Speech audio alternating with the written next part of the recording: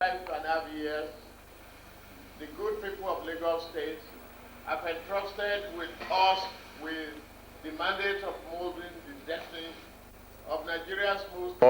The additional pressures of the volatile global economy as the national population census, which we hold this year. Beyond this, the year 2005 budget of advancement represents a fundamental turning point in the development of Lagos State. It is not only consolidates our far-reaching innovations in all aspects of governance, it will advance the state to higher dimension of development never witnessed before. From henceforth, we will be talking of development in Lagos State on a scale larger, more complex, and far-reaching than had hitherto been thought possible for a state government. This budget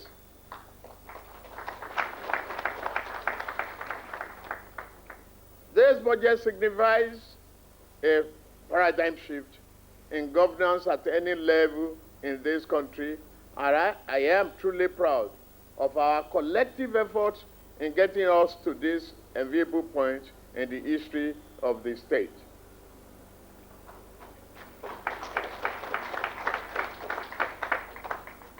Macroeconomic environment. Before we proceed, it is appropriate to undertake an assessment of the performance of the year 2004 budget.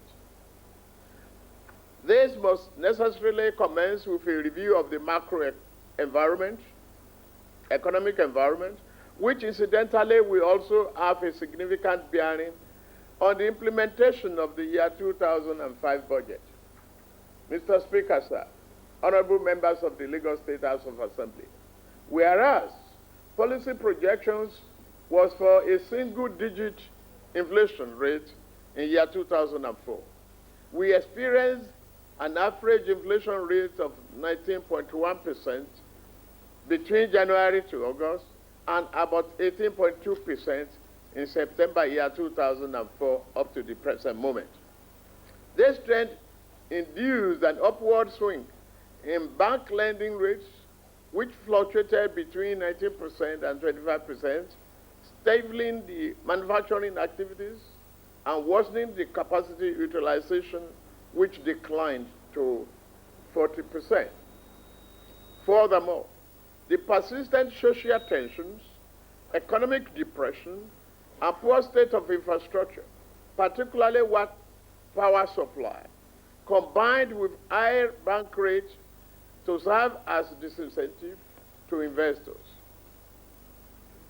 Again, the current arbitrary reduction by the federal government in states' statutory allocation, ostensibly to offset debt of uncertain value and duration, severely incapacitated the ability of states to deliver public goods at appropriate time and provide an enabling environment for wealth creation. Thus, at the prevailing $310 per capita income, the earning power, savings rate, and life quality of Nigerians are at the same level as it was in 1960. A truly tragic scenario. Thus, when viewed against the nation's high poverty profile, estimated not less than 70%, incessant policy changes, epileptic power supply, and the rising rate of employment are judged to be growing between 10% and 17% per year, the Nigerian economy is still clearly prostrate. For Lagos State, the macroeconomic climate and the socio-political dynamics have been most unfavorable, especially with the unilateral withholding of the state's local government statutory allocation. This has been compounded by the politically motivated and unconstitutional encroachment on the state's area of competence by some agents of the federal government.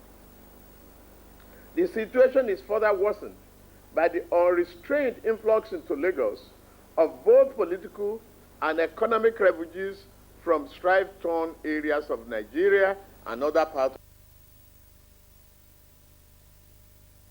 Lagos becoming a major refugee center with the attendant implication for governance.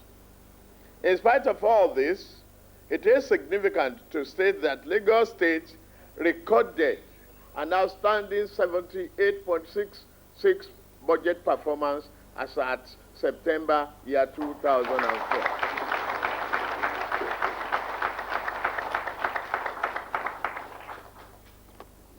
Revenue generation. Our new e-governance system has started to yield results. I am happy to report that the total ordinary revenue stood at 80.37% of the budget as at September year 2004.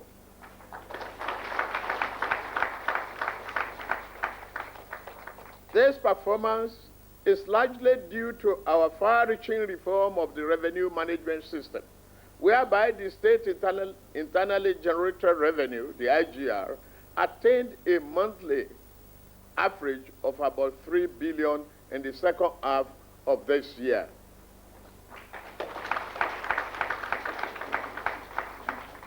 In particular, we intensified our electronics-driven revenue generation system as evident in the recently launched Electronic Tax Clearance Certificate, ETCC, and the Automated Revenue Receipt, ARR.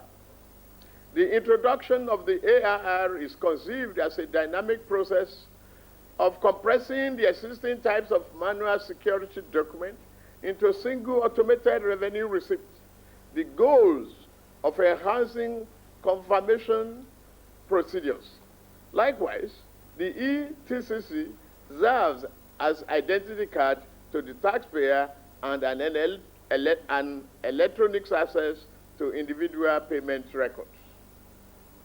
These technological innovations, in addition to our electronic banking system of revenue control and monitoring, earlier introduced, have helped to enhance revenue generation by blocking loopholes for fraud, mismanagement, and strengthening the tax collection mechanism, among several others. From year 2005, our goal is to move Lagos State towards being financially independent, the monthly IGR to a minimum of not less than 5 billion every month.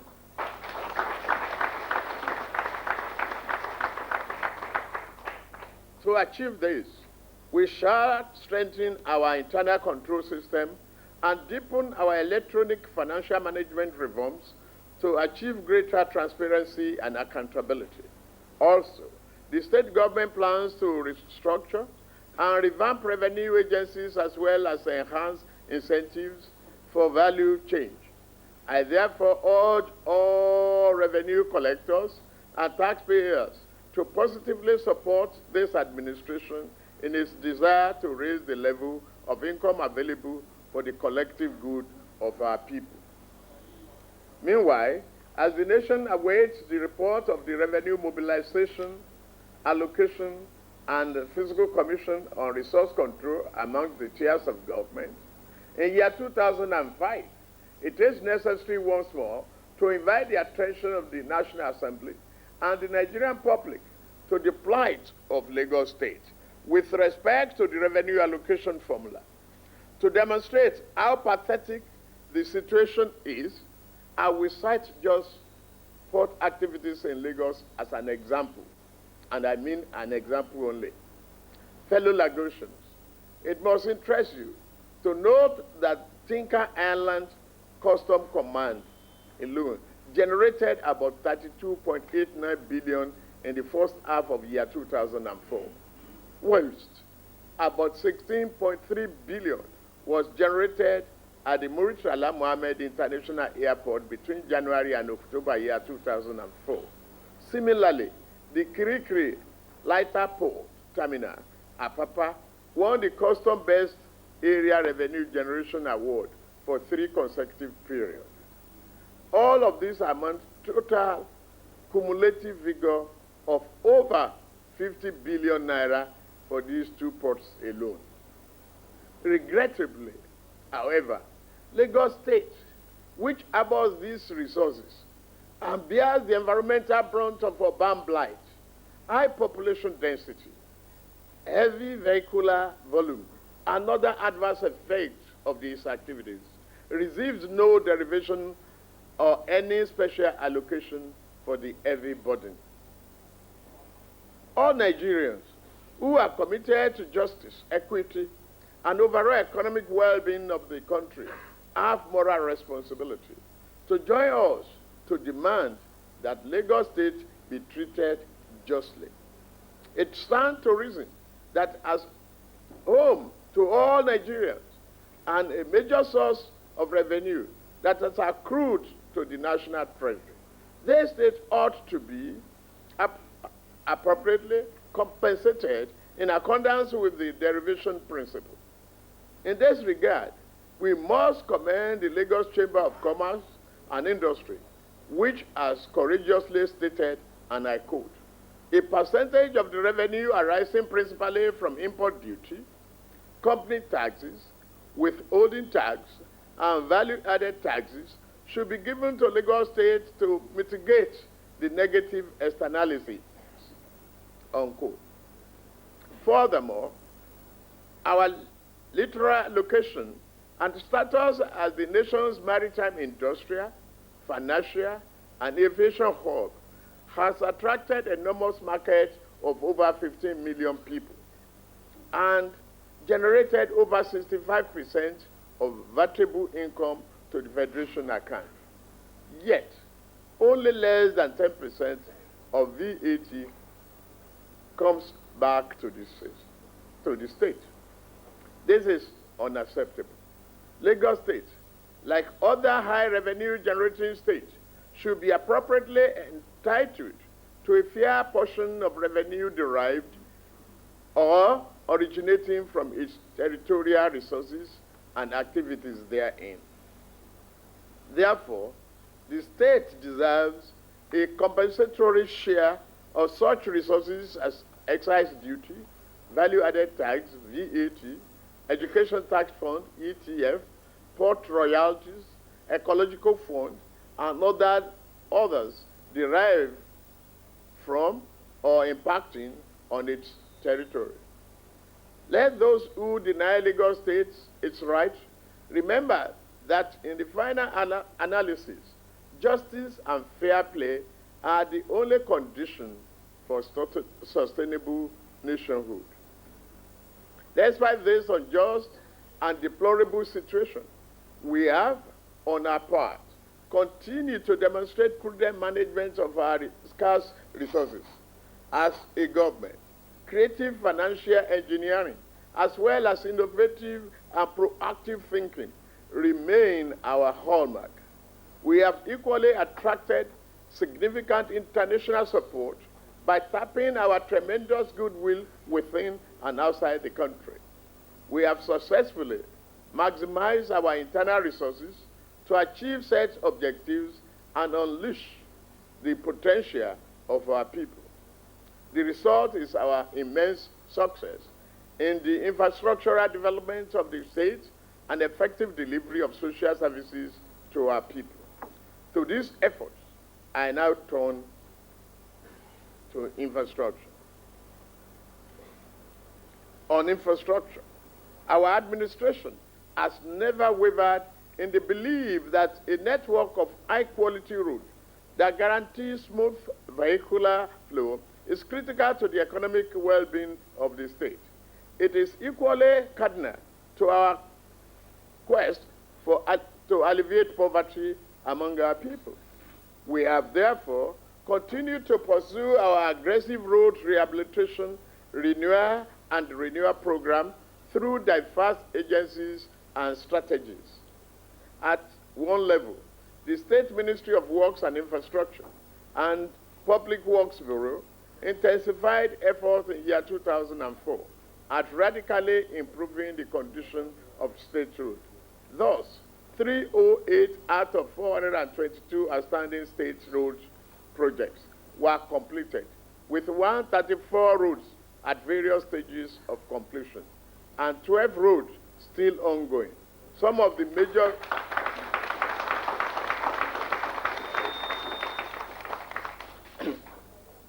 major roads construction projects which have been completed include Ijegun Egba Road, Oshifolarin Road, Rhythm 93.7 Road, Etiosa, Arufa Olugbemi Road, Ojo, Adeola Odeku Road, Victoria Line, Agege Motor Road from Idioro to Ilupeju Bypass, Moshin and Ojuwoye, Eko Akete Road, Amuwu Odofin, Abaranje, Okerebu, Okerube Road, Ikotun Igando, Alakuko Road, Ojokoro, Aniyalode Edidi, Adegboyega Fatai Bello Street in Ivelodun, among others. Major roads on which work is still ongoing are Irede Road, Amuwu Odofin, Owutu Road, Ajaguro Road, Ikorodu, Ekoro Road, Agbado Okeodo, Aboru Road, Agbado Okeodo, Okun Afa, Ibeju, Lekki, Okun Mako Phase 1, Etiosa West, Agoji Road, Ajiran Road, Etiosa West, Old Ota Road, Ifakojaye, Maroko Epe Bypass, Etiosa West, Oterubi Ogidan Road, Agboju.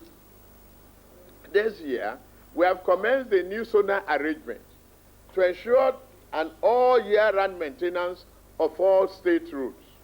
Under the new initiative, the state has been divided into 10 zones, with each zone to be assigned to a contractor and supervising engineer, who will maintain and manage roads in the zone all year round.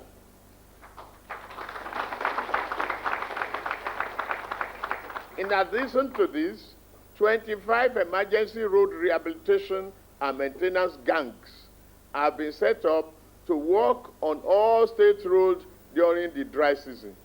We will spare no effort to ensure that all our roads are in good motorable condition and are well maintained at all times.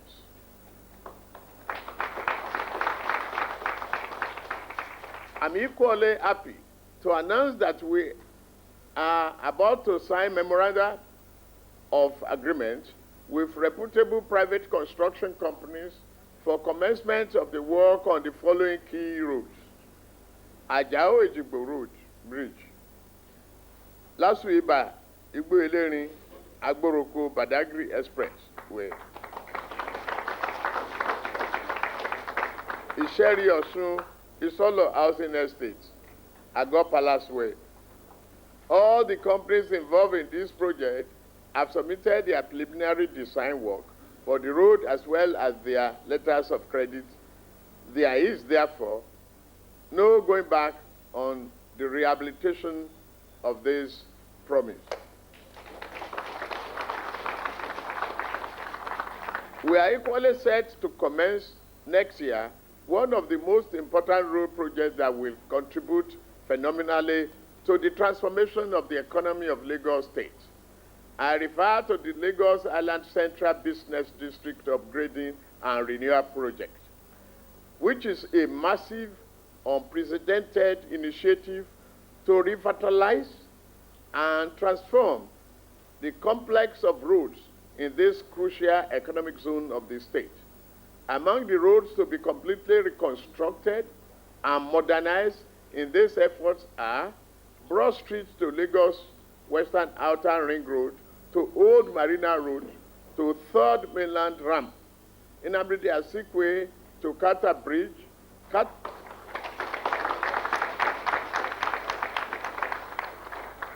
Carter Bridge to Ereko Martins and Balogun Streets, Idumagbo to Third Mainland Bridge and inner adjoining roads.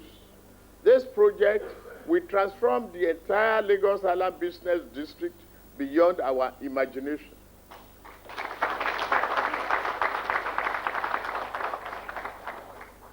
Tinubu Square, for example, will become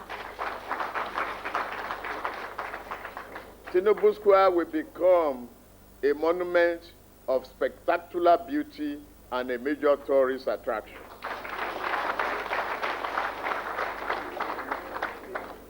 Some other major roads which are about to be awarded by the Ministry of Works and Infrastructure for commencement of work this year are construction and rehabilitation of Ota Road Phase 2, Agbado Okeodo, reconstruction of Gbaji, Asheri, Kankoro, Owode Road in Badagry West,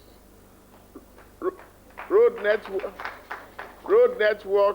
in Agodo community in Egbe Idimu, construction of Ilamoye Street in Jeshatedo, construction of Ahmed Crescent, Agidimbi, extension of Okunmako Road in Etiosa East, construction of Amuwo Bypass in Amuwo Odofin, repair of culvert and rehabilitation of Igbe Road, and construction of Kaliat, Omoniola, Oduborisha Street, Igbogbo Bayeku, construction of Ojuemore Street, Odogoyan in Ikorodu North,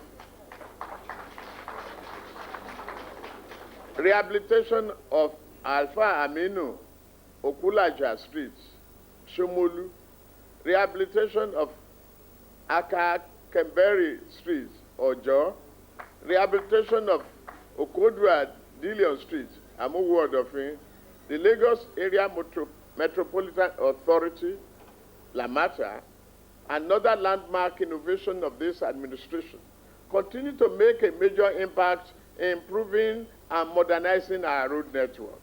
In its first year of operation, Lamata executed the rehabilitation of 176 roads covering 514 kilometers across Lagos State metropolis. In 2004, Lamata completely repaired and overlaid 25 roads with asphalt, while work is ongoing in 23 other roads.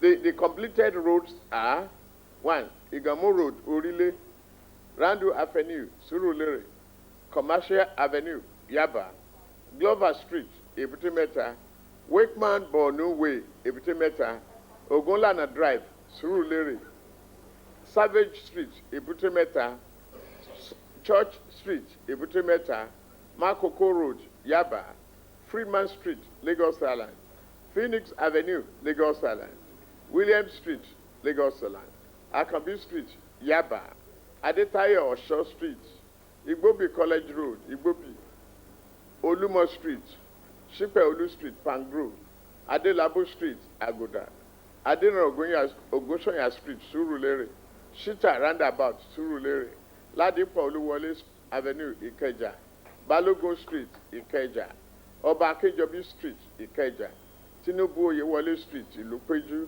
and Majolate Street, Ilupeju.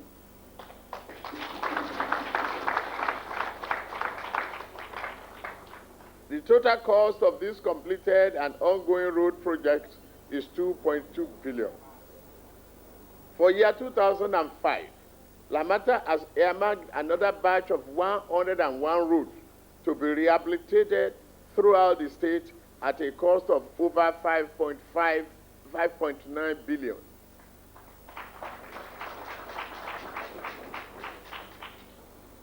The agency will also complete next year the reconstruction of Ikotun Ijegun Road in Ikotun Igado and Ikosi Road west of Lagos, Ibadan Expressway in Onigbongo.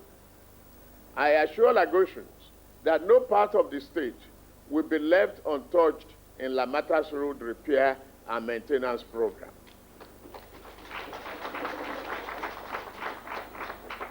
Another novel initiative, the Public Infrastructure Improvement Partnership, PIPP, has enabled corporate bodies to participate in the rehabilitation of a network of Victoria Island and some metropolitan routes.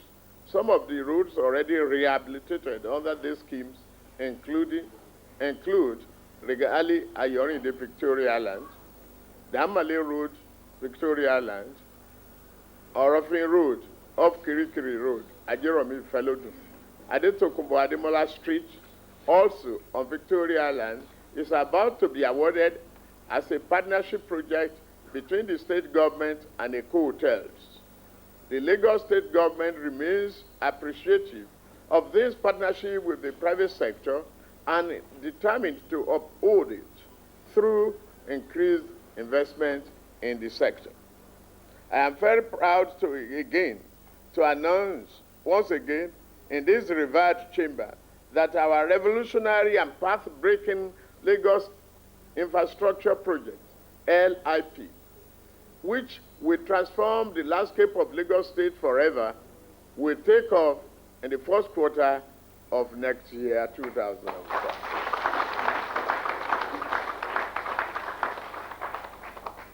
The project, which is a public-private partnership, PPP, scheme, will attract investment worth $350 million US, or 48 billion naira, to the economy of Lagos State in its first phase.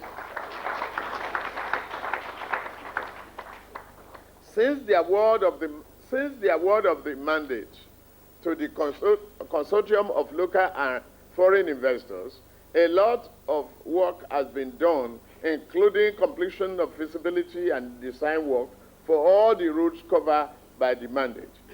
This consortium has worked closely with the Ministry of Works and Infrastructure during this period, and I am glad to inform you that during the first quarter of year 2005, tenders will have been opened for the construction of the first phase of roads under the Lagos Infrastructure Project. Specifically, work will commence towards the realization of the fourth mainland bridge.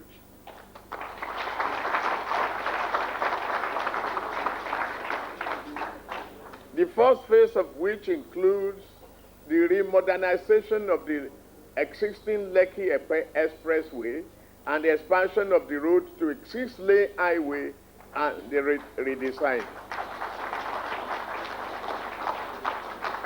This also includes the redesigning and modernization and expansion of Osumba and Badiwe Street, linking 3 Kauri Bridge to Alfred Riwani Road, now former Kingsway. This will completely eliminate perennial traffic logjam on Ozumba corridor. In addition, a new coastal road will be constructed on the north of Atlantic Ocean, extending the existing Ahmadu Bello Way over the Kuramu waters to the border with Ogun State.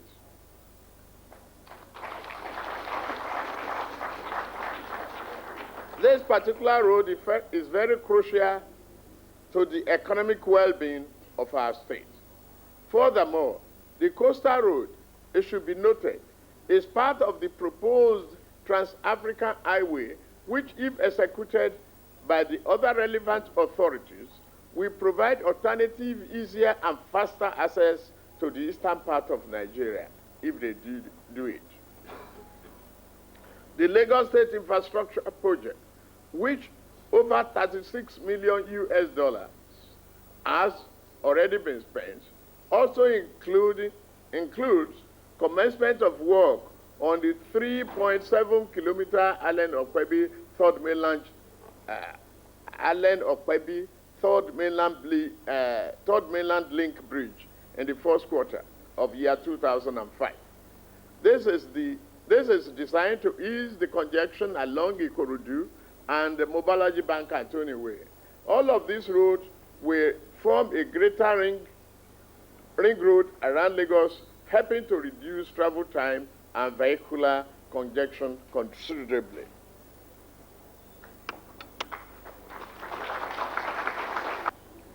I am glad to inform you that the budget cost for the first phase of this project, that is 350 million US dollars, has been secured by the investors. As part of the rolling plan of this administration, design work on the second phase of the project, which includes development of the southern bypass at the end of the third mainland bridge, as well as the fourth mainland bridge, which links Ikorodu and Ogudu to Ajah, will commence during the second half of year 2005. This is without doubt a giant leap forward for Lagos State. The phenomenal and exponential effect of this project on the economy of Lagos State, and indeed Nigeria, including massive job creation, can best be imagined.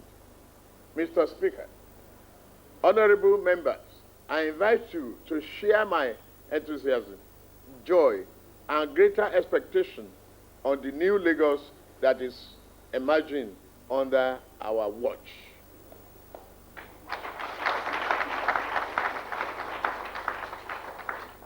What a great privilege it is to be part of this epoch-making project of our time on power and rural electrification. In this sector, which is so critical to economic performance, the Lagos State Independent Power Project, the IPP, continued to supply 270 megawatts of electricity steadily and daily to the national grid. The input of the Lagos State IPP is a major reason why Nigerians have not been subject to even greater hardship than they are experiencing currently with the poor performance of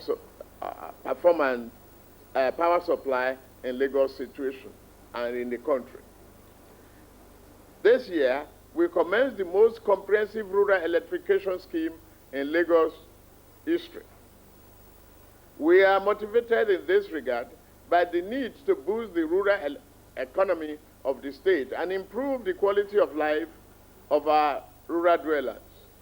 Making the rural areas more attractive is also the best way to decongest our overcrowded urban centers and stem the tide of rural urban migration.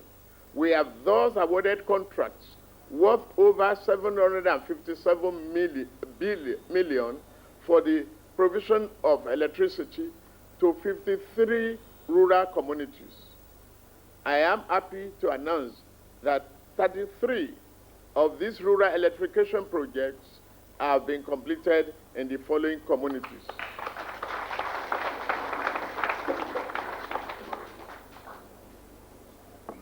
Egan Progressive CDA, Igando Ikotun.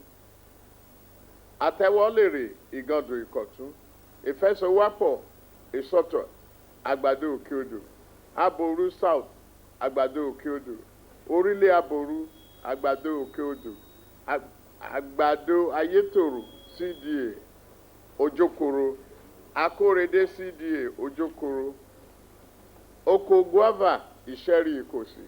Orile Aguntan CDA, Etiosa West. Lagoon View CDA, Etiosa West. Ogidon Community, Etiosa West.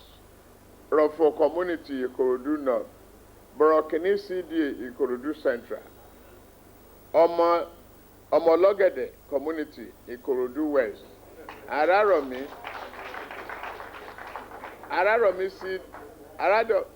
CDA, Imata. Oke Agbo Community, Imata. NDE Farm, Ikosi Ejirin. Erekuru, Ikosi Ejirin. Logberu, Ikosi Ejirin.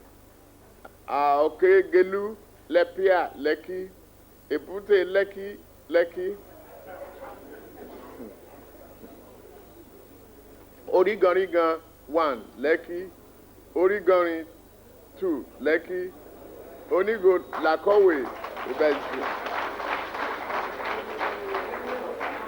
Onígò làkọ̀wé Ìbẹ̀jú. Òkè odò Ẹlẹ́mọ̀rọ̀ Ìbẹ̀jú.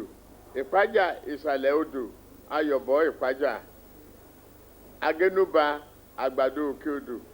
Ajélògo Ìkòròdú East. Mútakú Ìkòsí Ejìnrìn.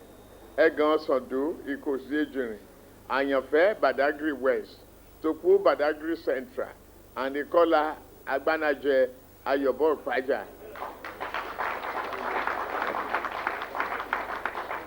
Three projects have been completed now, yet to be commissioned. We are determined to ensure that not less than 100 rural communities are provided with electricity before the end of our tenure.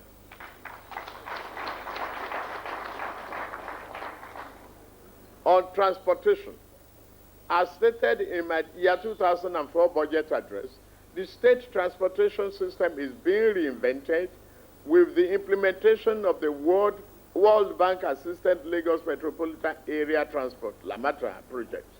Already, a continuous urban road improvement program is being implemented, while a consignment of 200 high-capacity intracity buses are to be introduced under a private sector initiative, being the first batch of the 1,000 buses planned for year 2005. The initiative is designed to develop into a bus rapid transit system, BRT, to be run on dedicated bus routes and ways, to extend the bus scheme to various housing estates, housing estates, construction of a unique design bus stop shelters have been earmarked for Abeson, Ipori, Festac, Isolo, and Iba estates. We are equally unrelenting in our determination to transform our planned light rail mass transit system into reality, to complete our integrated transport scheme. To achieve interconnectivity of modes, government has concluded plans to dredge and open the following waterways for ferry services: Okeafa, Isolo, Festac, Amuwo, Ipakodo, Ikorodu to Oworonsoki, Oworonsoki to Osborn, Ikoyi, Ipakodo to Oreta,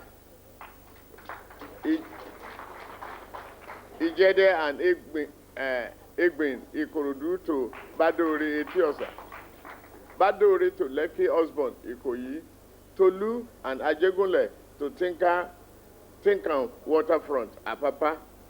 Equally, 5 jetties, Mekwe, Onikon, Takwa Bay, and Snake Island, Apapa, Tolu Ajeromi, Felodun, and Morocco, Etiosa, are programmed for rehabilitation in year 2005. The increasing number of motor vehicles registration, and the illegal activities of some federal agencies have undermined the provision of improved transportation infrastructure to facilitate ease of mobility. According to the Federal Road Safety Corps, FRSC, of the 5.8 million vehicles registered between 1999 to July year 2004, Lagos State had the highest registration of 1,478,000, over 25, that is over 25% of the country's total. This has implications for traffic efficiency, infrastructure, sustainability, and public health. Thus, to manage the effect of this on the environment and improve the turnaround time, last month is to be further strengthened, while the on-street parking scheme, currently in operation in Victoria Island, is to be extended to Lagos Island and Apapa Central Business District in year 2005. On the environment, recognizing that our economy is largely extractive, addressing environmental and ecological issues are key to achieving poverty reduction and economic growth. Consequently, our improved community-based PSP revenues collection program, designed to ensure a sustainable waste management system, has taken off in 24 local government areas, with 17 major private concerns participating. More are still to be registered until the entire state is fully covered. Similarly, the crime brigade has been restructured to enforce compliance with the state's environmental sanitation laws, including control of street trading, as well as obstruction of drainage, alignments, and road setbacks.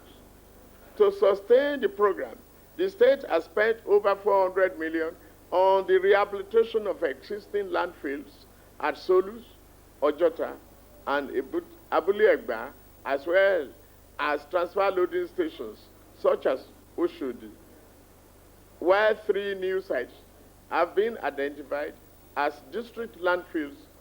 Ultimately, we seek to establish waste-to-wealth facilities for solid waste management, for which a Memorandum of Understanding, MOU, has been signed for the compost plant at Ikorodu. On sewage, the Honorable House recently passed, and we are grateful, an enabling law which we hope will attract investors to the sector, especially in development of 2 sewage treatment plants slated for Ido and Odoyalaru Ikeja. On flood control, not less than 20 drainage works, including Luth, Mushin, Itire Canal, Aboru Canal, Dagada, Bariga, Atorashi Estate Channel, Ketu Alakwere Channel, Itini Canal, and Dolphin Estate Channel, they have been completed. Drainage work is ongoing in over 11 sites, including NTA, Amadou Bello, Navadokia Drain, collector drains in Apapa, Victoria Island, and Ikoyi, and Akeredolu Ejigbo collector drain, to name a very few. To further consolidate the gains recorded in flood control, we recently awarded the following drainage projects: Babsanimashang Orile Channel, dredging of Shomolu Outford, dredging of Onilewura Channel in Ajegunle, dredging of Good Odoya Alaro Channel in Maryland, dredging of Ketu Alakwere Channel, Phase 2, and dredging and construction of Iwaya Collector Channel. In year 2005, we intend to intensify the dredging and rehabilitation of drainage channels as part of our deflooding program. Priority areas will include Amuwu Odofin, Ojo, Ijede, Ajegunle, Ijede, Ajegunle, Aguda, Lekki, Agege, Oshodi, Ebute Meta, Ebute Ero, Iwaya, Ilaje, Ogba, Orile, and Ifako, among others.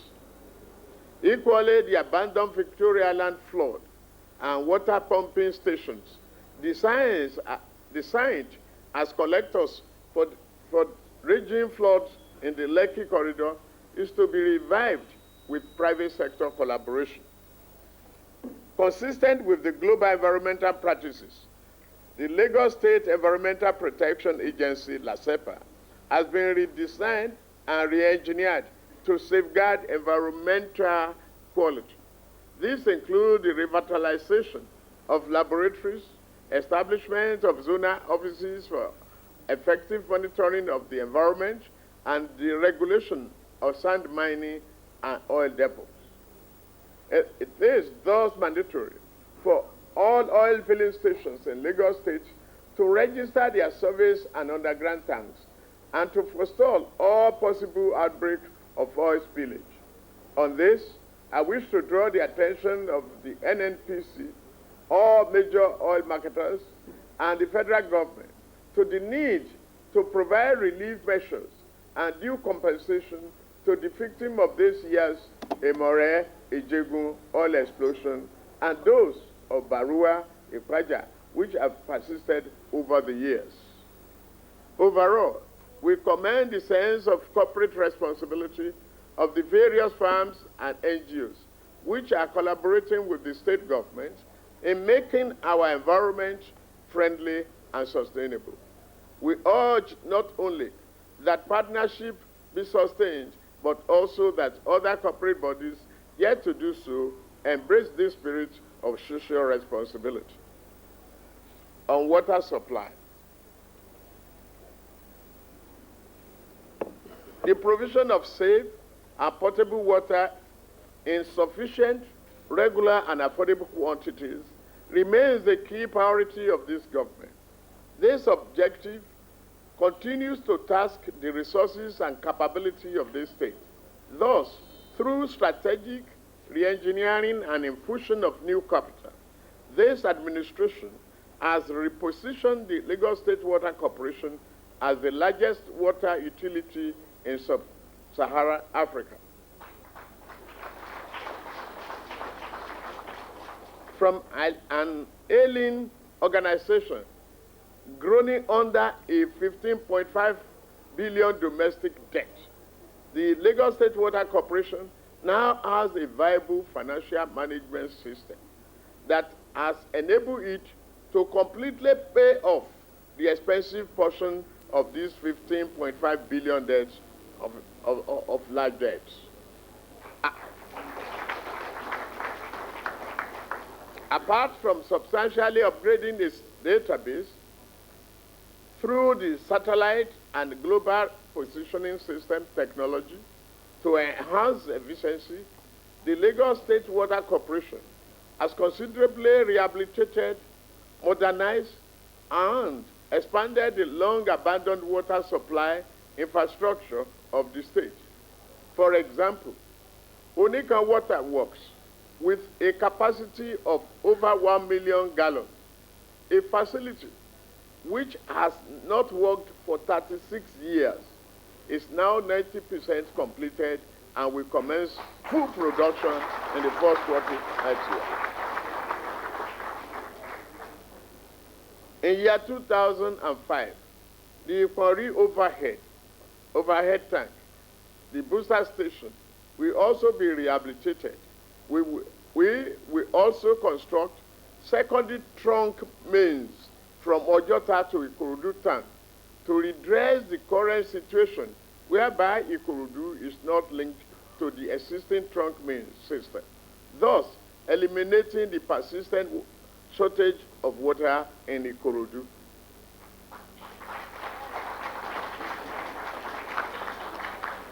The corporation has also procured 2 new generators with a capacity to produce 7.6 megawatts of electricity. This will help to boost water supply considerably by easing the problem of incessant power outages which adversely affect water supply.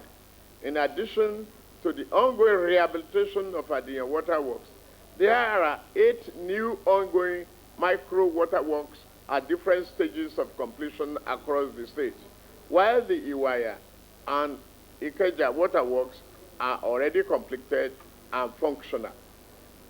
The cumulative effect of these efforts is that with the constant and uninterrupted power supply, we have the capacity today to supply 160.5 million gallons per day. However, the gap between demand and supply of water with our population in the state remains wide. The present level of water supply meets approximately only 40% of the total demand in Lagos State. This demand is projected to double by year 2020, and the financial outlay to meet this expansion in output is put at between $1.8 billion or to $2.5 billion, an amount that can realistically not be raised by the public sector alone. This is why only viable option is to drastically reorganize the sector for effective private sector participation in supply of water in Lagos State. let me at this juncture express my gratitude to this House for working so assiduously and enacting the law that provides for the privatization of water supply in the state. This landmark law is certainly a major accomplishment, among others, of this honorable House.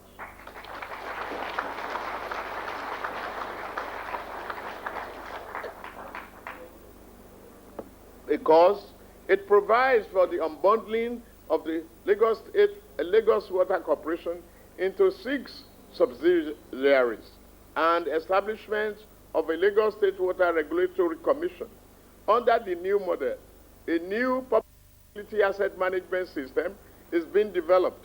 I am confident that the privatized Lagos State Water Corporation will encourage more competition between the different players involved, ultimately benefiting the consumer.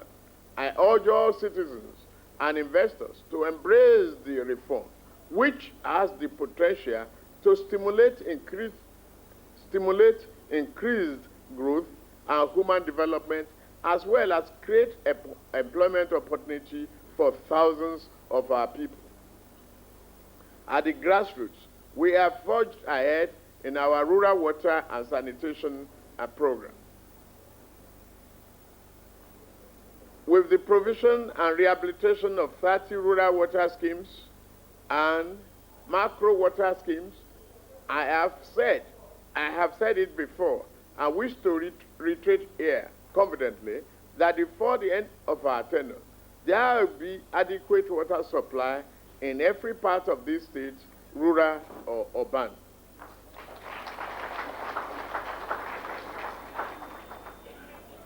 Healthcare. On healthcare delivery, it is a crucial feature of our war against poverty. We have thus sustained free health services for children below 12 and the age above 60, and free antenatal care for pregnant women. This, in addition to deepening the content of our 16 pro-poor special health programs, including free treatment for malaria, tuberculosis, and leprosy, as well as the ever-popular free eye screening, free eye treatment, free surgery, and free provision of free eyeglasses where necessary. Equally, we have further strengthened our emergency medical services through the procurement of 10 newly equipped mobile intensive care ambulances to reinforce the Lagos State Ambulance Service, the LASAMBOS. We widened the horizon of our healthcare delivery when, in collaboration with the Nigerian medical practitioners based in US, this administration initiated different categories of free surgical services for the poor, including corrective limb surgery. Nothing could be more fulfilling than seeing thousands of our people who could otherwise not have afforded the cost benefiting from this free surgery program. The unique aspect of this innovation is that not only do these highly skilled specialists come to Nigeria to offer their services free, they equally come with sophisticated medical equipment, which they left behind for the use of our hospitals.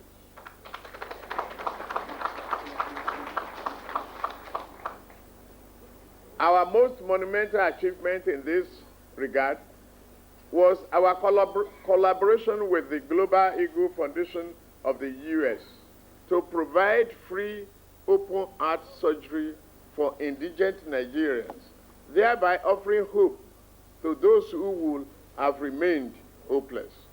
4 of these extremely complex and sensitive operations were successfully conducted, and we have worked out an arrangement for the surgeries to be done quarterly.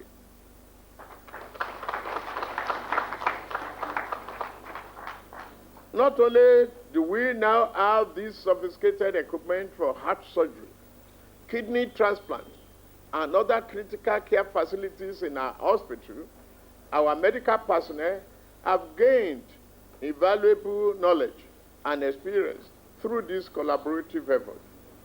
This is capacity building at its best for our health sector.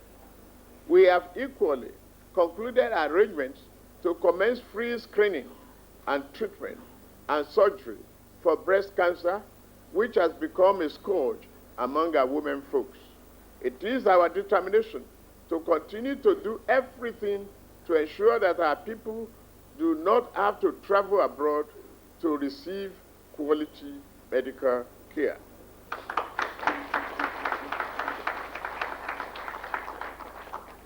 On disease control, a blood certification center was established at the Lagos State General Hospital to forestall the spread of HIV/AIDS, whose prevalence stands at 5%. To safeguard our tomorrow today, over 11 million under 5 age children were immunized against poliomyelitis in the last 4 rounds of year 2004. Similarly, routine immunization was effectively carried out on over 7 million children. I am confident that health care delivery will become less burdensome with the passage of the State Health Insurance Scheme, whose implementation is to commence in year 2005.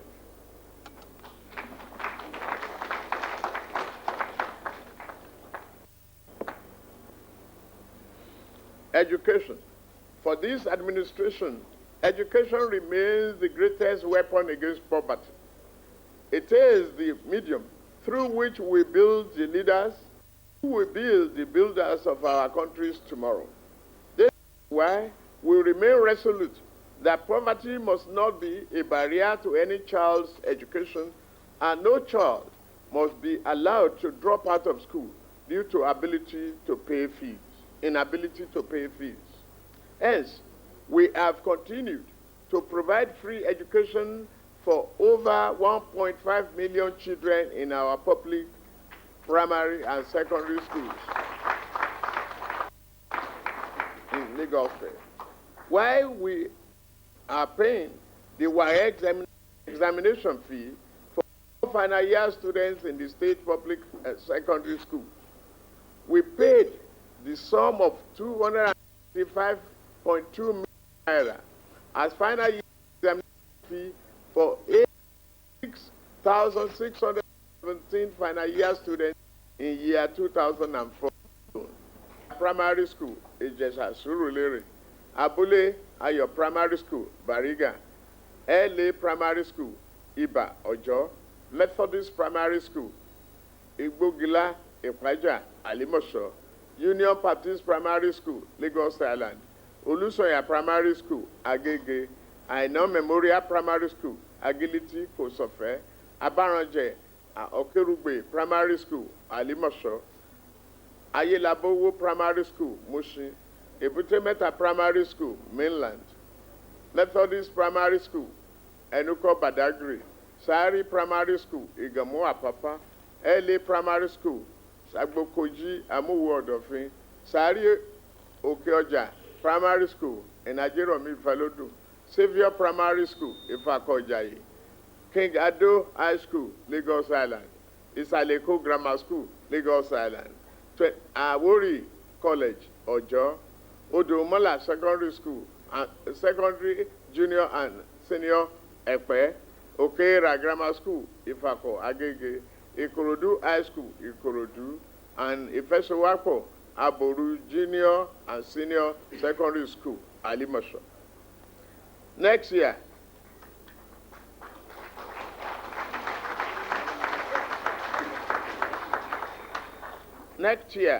we will commence the construction of 100 new primary schools, 30 new secondary schools, and the rehabilitation of 20 prototype secondary schools across the state. This project will cost a total of 2.5 billion naira or more.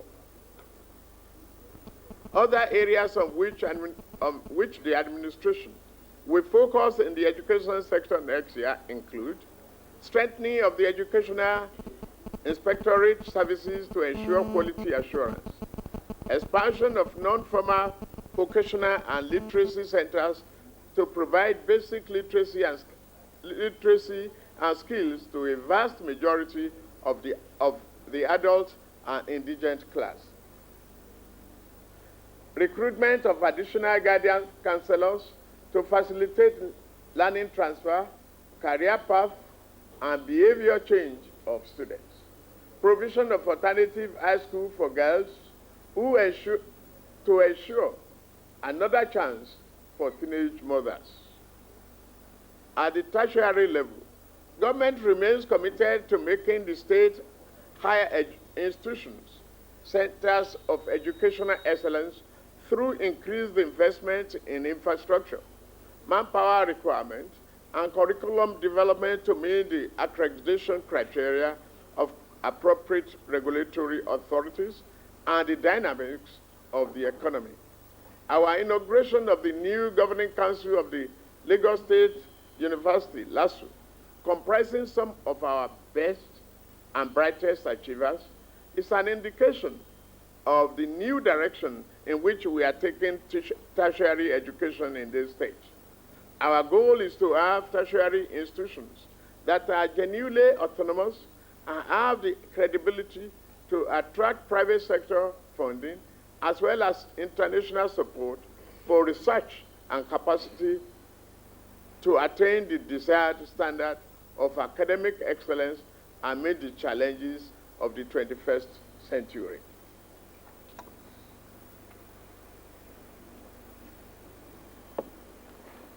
Physical planning and urban development. Towards the goals of transforming the state into a well-planned and beautiful environment, we have commenced the preparation of sectorial, strategic, and district plans for major urban sprawls. In this regard, preparatory upgrading plans of some key urban blights covering 1,600 hectares are being undertaken in collaboration with some development partners. Similarly, the cane settlements within the sprawling metropolitan Lagos are being replanted. A model city of importance are the Lagos Central Business District Development Scheme and the Marina City Project. On this and other development schemes, the tenurial rights of people will be recognized and shown in the recent restoration of 76 hectares of land made up of 897 plots to 21 Etiosa villages. Thus, to aid development control, 20 new development schemes are ongoing and additional 20 schemes upcoming for large-scale physical development. However, we affirm, as per the judgment of the Supreme Court on the urban and regional planning case, year 2003, the state as the competent authority on physical planning and development control. Lagos State is determined to enforce it. The public is therefore admonished to be wary against the purchase and utilization of lands for purposes other than those for which the government for which they were designated in the state master plan. The government will enforce the law. To create efficiency, eliminate fraud, strengthen integrity of real estate investment, as well as aid property owners, financial and legal practitioners, the State Land Registry is being fully modernized and computerized. Very soon, you will be able to authenticate and verify the sanctity of land instruments and eliminate the time-wasting and cumbersome procedure either to associated with land transactions in Lagos.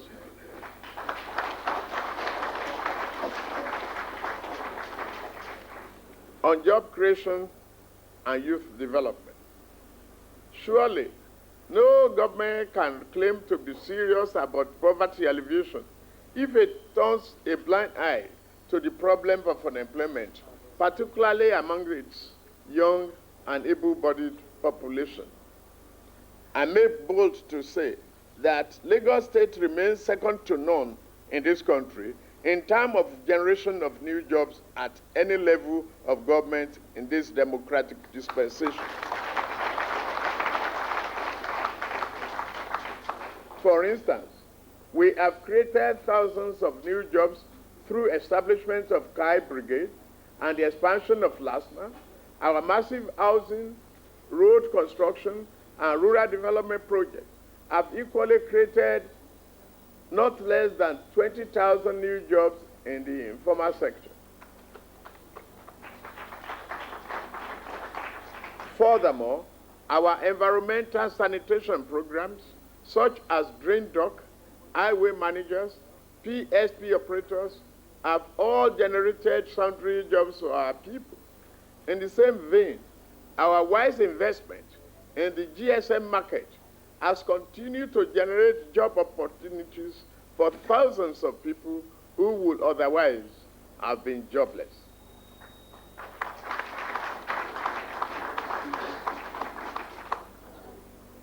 Equally, the State Ministry of Women Affairs and Poverty Alleviation has also intensified its skill acquisition and empowerment program for women with over 5,000 beneficiaries this year alone.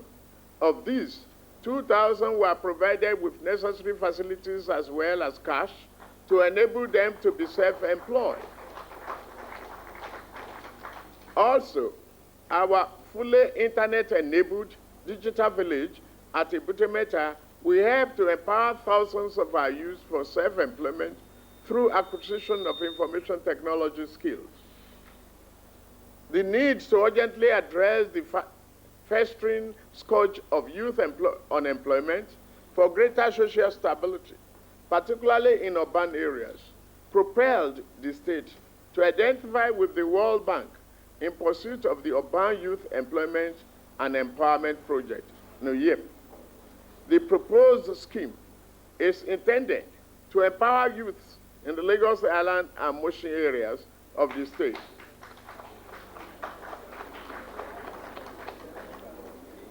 Including 6 other Nigerian cities identified as pilot schemes through multi-sector interventions in the areas of vocational skill acquisition and development, social capital development, and labor-intensive infrastructure and maintenance rehabilitation. In this respect, the state has established a standing committee and provided counterpart funding for the project to take off in year 2005. To further inculcate in youth necessary skill for utilizing opportunities in their environment, the state is undertaking the rehabilitation and construction of vocational training centers at Isheri, Itaoko, Ikwaja, and Akinwumi. In addition, the construction of 7 new youth development centers is statewide is slated for execution in year 2005 as well. It is, however, recognized that ultimate employment opportunities in Nigeria will have to come from growth in the non-oil economy, with the private sector leading the way. In this regard, approval has been given for the physical development of the Lagos State trade, a free zone trade in Lekki in year 2005. That free trade zone will be developed, and free trade zones are being developed in other parts of Nigeria. We are equally determined to diversify the economy through effective export promotion.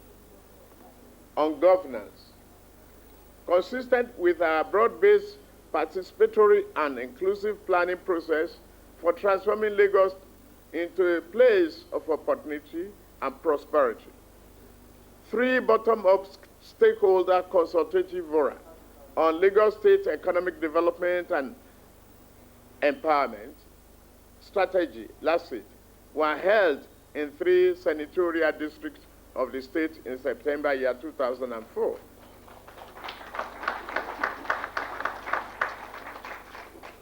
The emergent LASIT document is anchored on the state policy thrust and our development agenda with a mission to optimize the opportunities offered by unique location and status of our state. I wish, therefore, to commend the facilitatory role of the UNDP, the organized private sector, and the civil society. Also, special commendation is extended to the members of the State Technical Committee on LASIPs and particularly the Ministry of Economic Planning and Budget for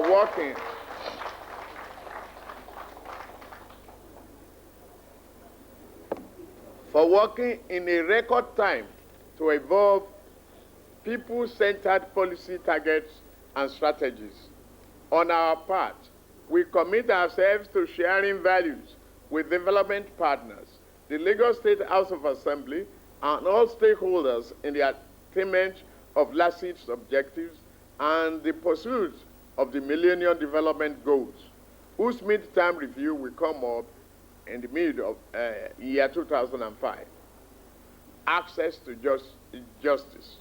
Expanding legal services to the poor with a view to protecting citizens' rights and advancing their well-being is a cardinal objective of this administration's judicial reform. Consequently, the activities of our alternative dispute resolutions mechanisms, encompassing the Citizens Mediation Center, the CMC, Office of Public Defender, the OPD, Consumer Protection Unit, CPU, and Human Rights Protection Unit, HRPU, have been brought to communities in Yaba, Lagos Island, Onikon, Ikorodu, and Ikeja Opebi. Similarly, the new Lagos High Court Civil Procedure Rules, designed to quicken court procedure, is to strengthen with requisite facilities. In the same vein, our court development project, by which 22 new courtrooms are ready for commissioning.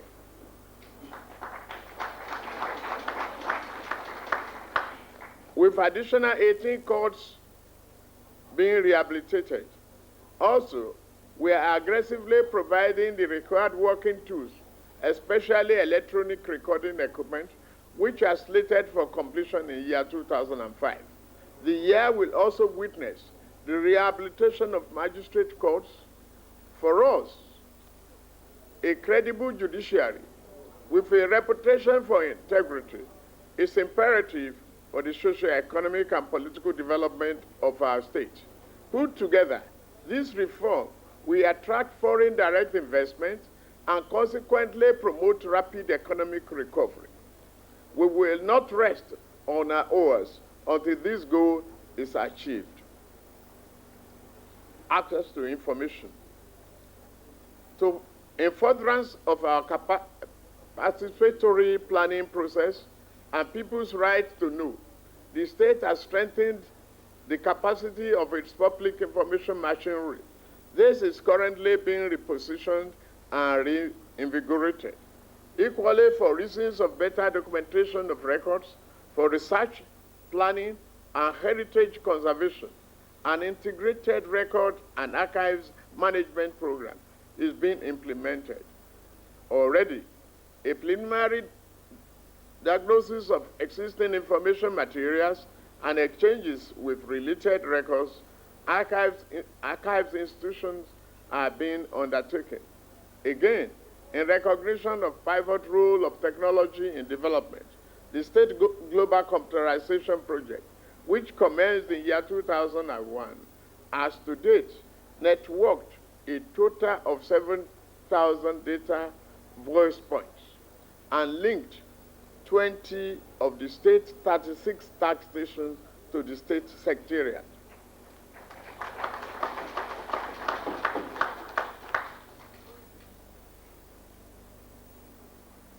The operational efficiency of this, coupled with electronic banking system and the e-tax clearance system, has translated into improved public service delivery. Furthermore, the state has developed a service-oriented website www.lagosstates.gov.ng to share information about government activities with the citizenry. And in recognition of the potential of information and communication technology for job creation and youth empowerment, the state, in collaboration with Microsoft, established a digital village in Ebutimeta, Lagos. In year 2005, the state is poised to further expand infotech access by promoting e-learning facilities and establishing 28 internet-enabled resource centers. Overall, the goal is to facilitate ease of information access for change in direction of good governance and in sustainable development. Pensions. The issue of pensions management is not limited and peculiar to federal government. Therefore, an isolated consideration of pensions administration in any particular area without taking cognizance of other parties may appear to negate the principle of equity and fair play to the beneficiaries. Thus, while the overhead costs of State Primary Education Board, the SPEB, State Judiciary, and Judicial Service Commission, which hitherto were under the purview of the federal government, were transferred to the state governments, the corresponding cash backing have been denied the states. Thus, we have been burdened with unfunded mandates. Therefore, based upon the reality on the ground and the overriding need to assuage the plight of our elder citizens, the federal government is hereby enjoined to discharge its statutory pension obligations at the applicable rates under the old pension scheme. The federal government should pay all its outstanding contributions due to state and local government pensioners before the coming into force of the contributory pension scheme of June, year 2004.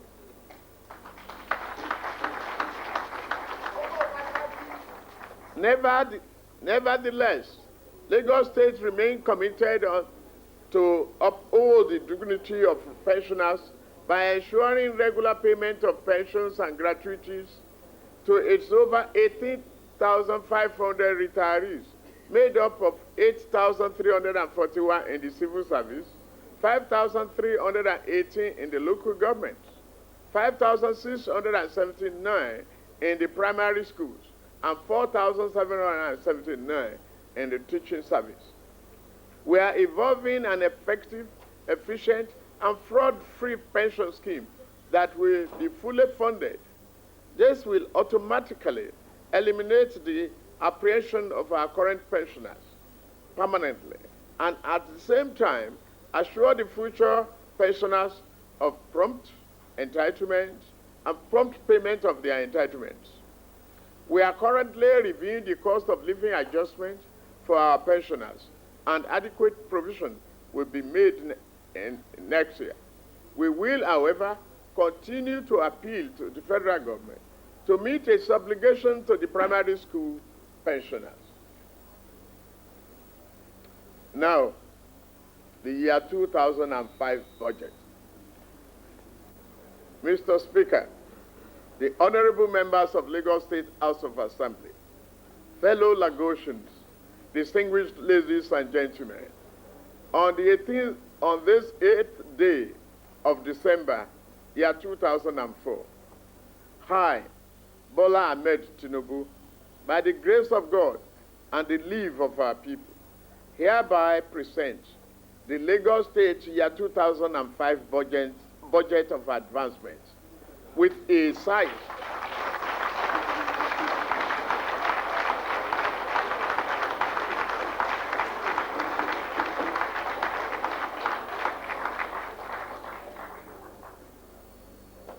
This budget of advancement is with a size of 99.50 billion naira to this honorable house.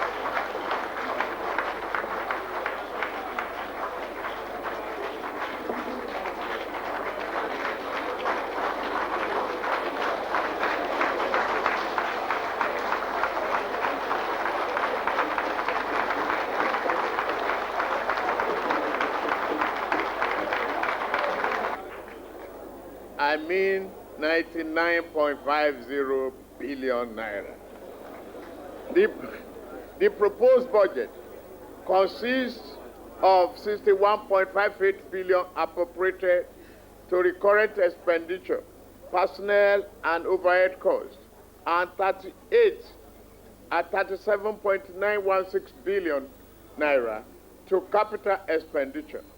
It is important to note that this administration, recognizing the developmental challenges before it, has progressively grown the budget from a meager 14.2 billion inherited in May 1999 to 58.235 billion in year 2005 and to 77.407 billion in year 2004.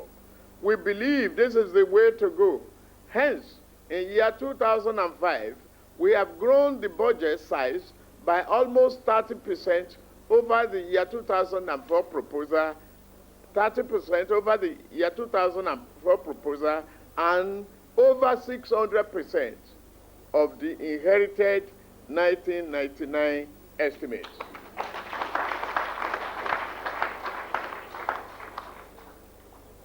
The year 2005 budget is therefore designed to advance the state's economy in a manner as to ensure its sustainability. Consequently, the budget is predicated on the adoption of a new budgeting strategy, which links policy, plans, and budgets over a multi-year period. This integrated strategy, which incorporates measurable and realistic targets in revenue and expenditure management, is disciplined by budget realities and strengthened by the outcome of our senatorial consultative dialogues on LACITs. Mr. Speaker, and honorable members of this House, it must be emphasized that LACIT, which reinforces the implementation of our 10-point agenda, is a reform plan designed to bring about a radical development of Lagos State through increased access of citizens to basic quality social services and economic infrastructure, empowering citizens for rapid reduction of population under poverty line, transforming the state to a regional economic center for optimizing opportunities offered by this unique commercial status for the welfare of its citizens, redeeming the role of government as frontier shifter, enabler for growth and wealth creation. The budget objectives, essentially, the year 2000 budget has the following objectives: intensification of the pursuit of the Millennium Development Goals, the MDGs, pursuit of projects with high potential for improved human development, extensive rehabilitation and sustenance of infrastructure, re-engineering of the public service, strengthening of revenue machinery, value change, balanced development are our focus. Equally, the year 2005 budget will focus on the following: improved human development index education, health, water and sanitation, urban development, shelter, which is housing, HIV/AIDS environment, and gender, etc.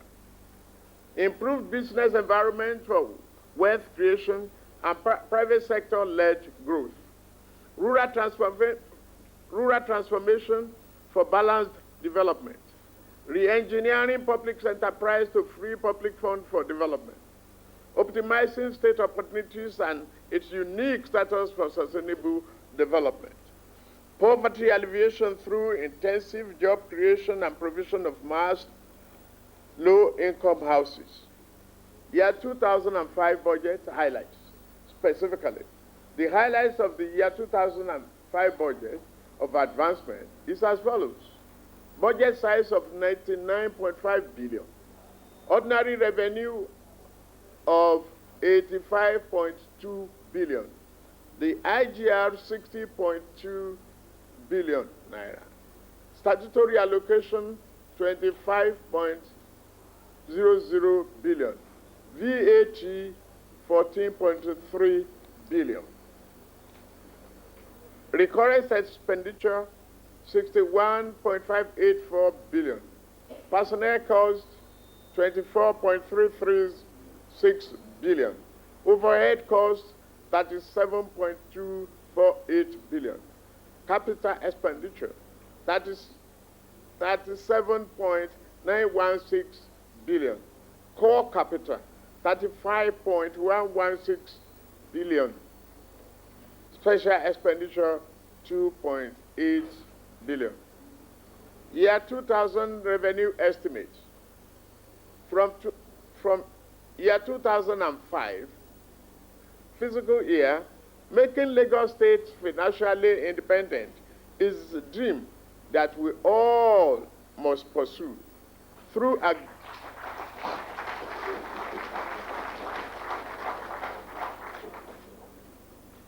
We must pursue this dream through aggressive revenue mobilization, civic responsibility, and prudent management of resources. To this end, a sum of 85.200 billion is proposed for collection as ordinary revenue. Of this amount, 45.1065 billion is expected from taxes, while non-tax sources will account for 40.095 billion.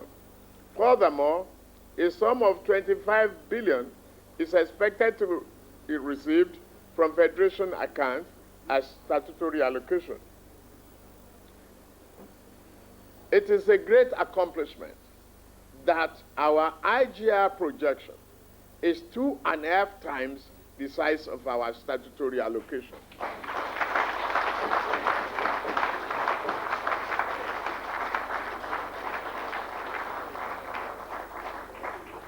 That is over 65% of our total expected revenue. This achievement notwithstanding, we are not relenting on our efforts because our IGR challenges are still monumental, considering the increasing population, commercial activities, and the pressure on infrastructure of the state. Year 2005 current expenditure.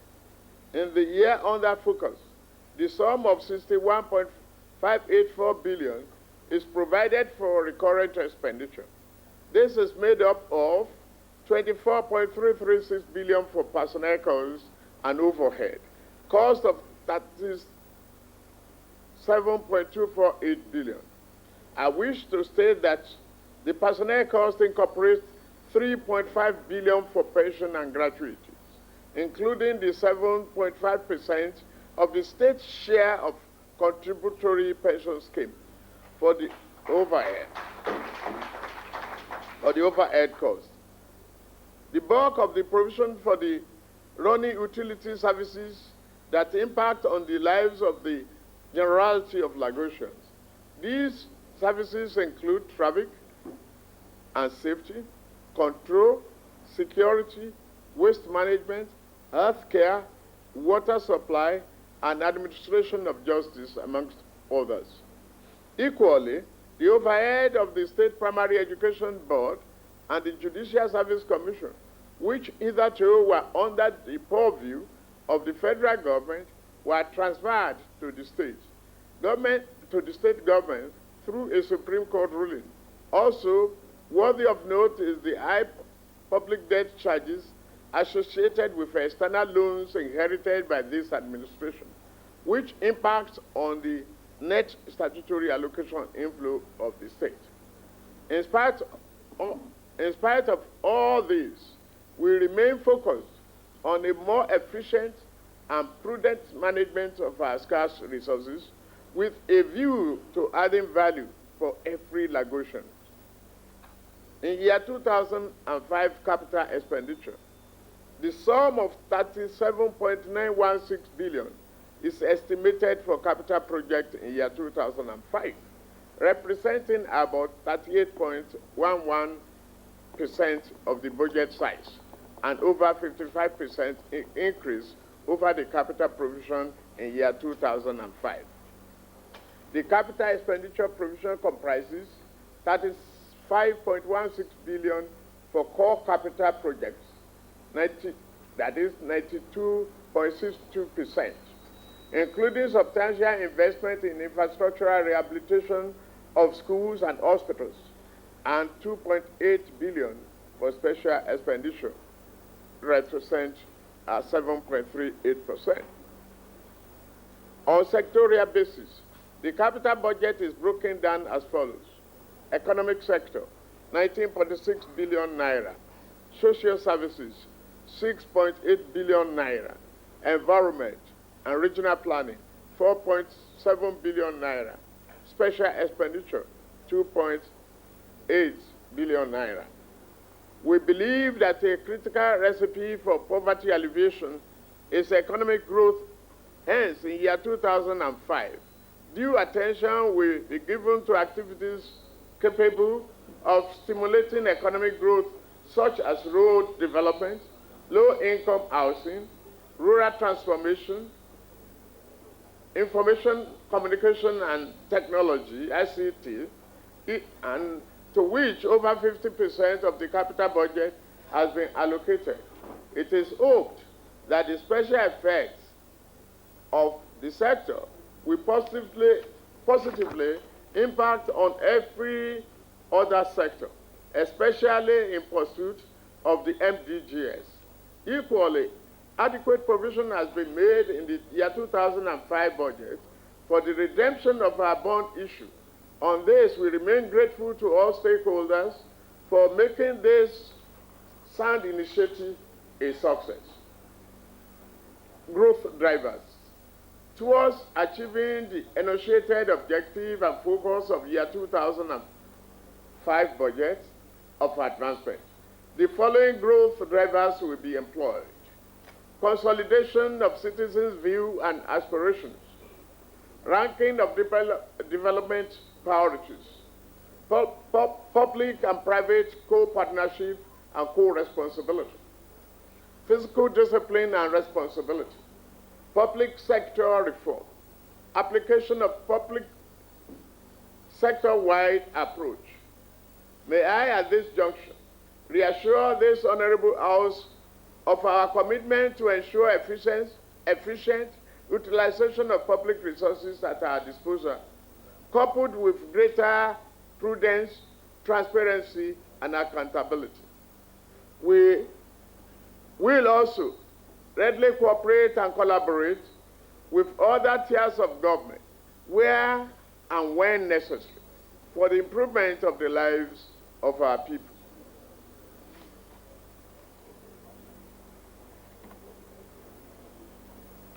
In conclusion, honorable members of Lagos State House of Assembly, with the state just 10 years to the 25 millennium population flux, we must hold our enduring hopes of prosperity and dignity to our people.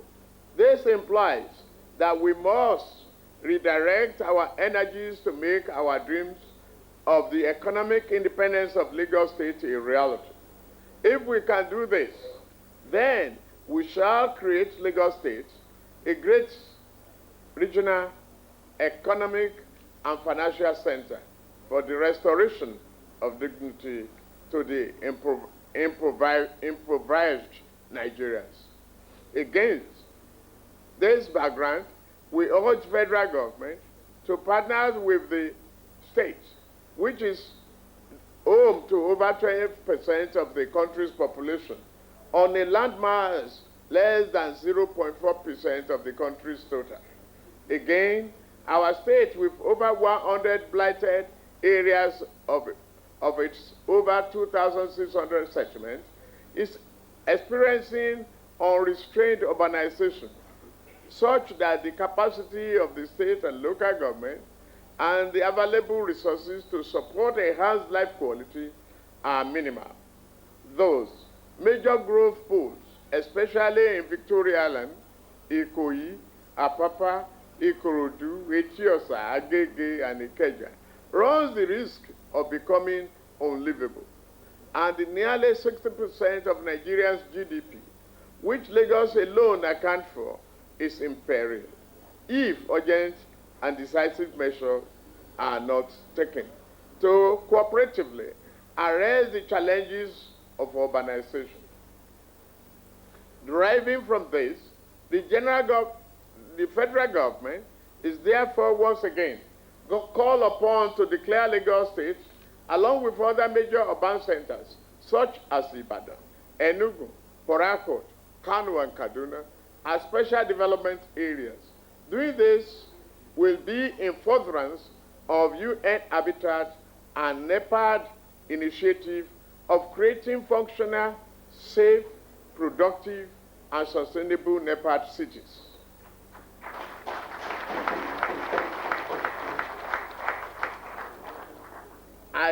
I hasten to restate, as earlier enunciated at the first NEPAD City Forum, Lagos, year 2004, that the battle for sustainable development in Nigeria and Africa will be won or lost in Lagos, while our governance strategy remains partnership and role sharing.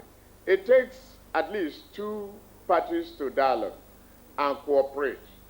It is imperative for fruitful intergovernmental relations that all parties involved must abide by the letter and spirit of the Constitution, follow due process, and demonstrate mutual respect for each other.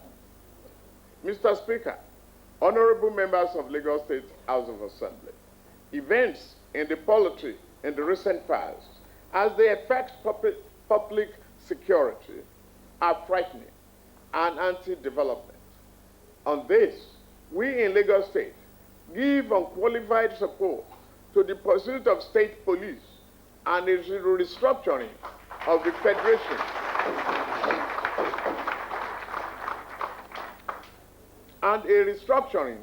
the Federation to grant greater physical autonomy to states.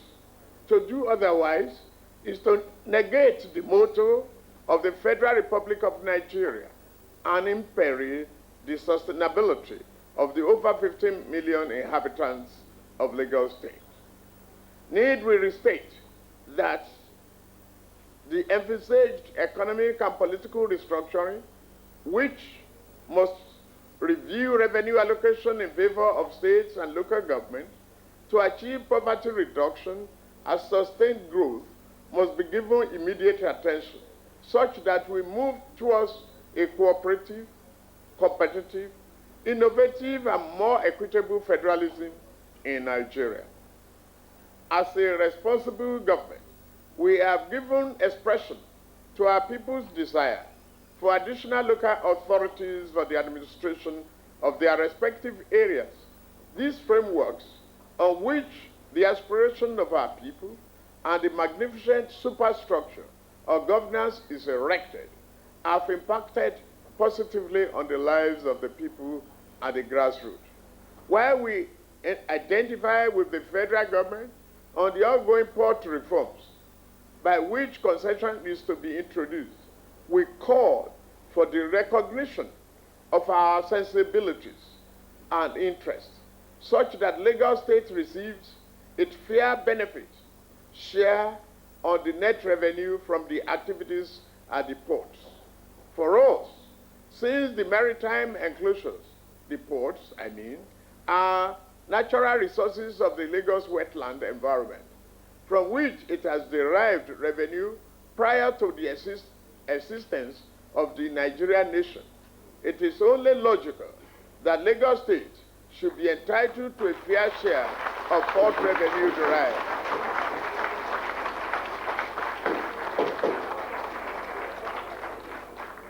It is only logical for Lagos State to be entitled to a fair share of port revenue derived from its coastal waters to enable it to take care of damage to sustainable human development and aquatic life.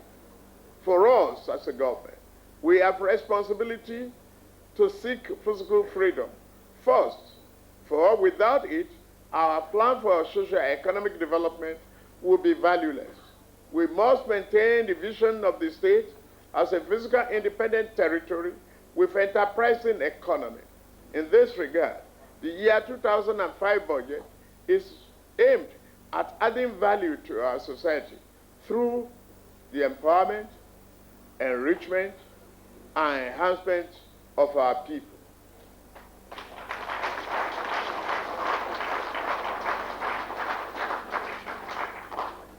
The challenges are daunting and surmountable. All we require is a collective sense of responsibility and a commitment to succeed.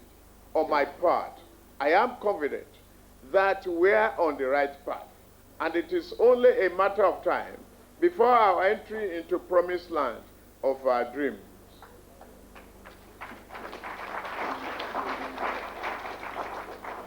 Bojú ò bá tẹ̀yìn gbẹ̀tì, ojú ò lè tẹ̀kọ́. Long live Alliance for Democracy. Long live Nigeria. Long live the Federal Republic of Nigeria.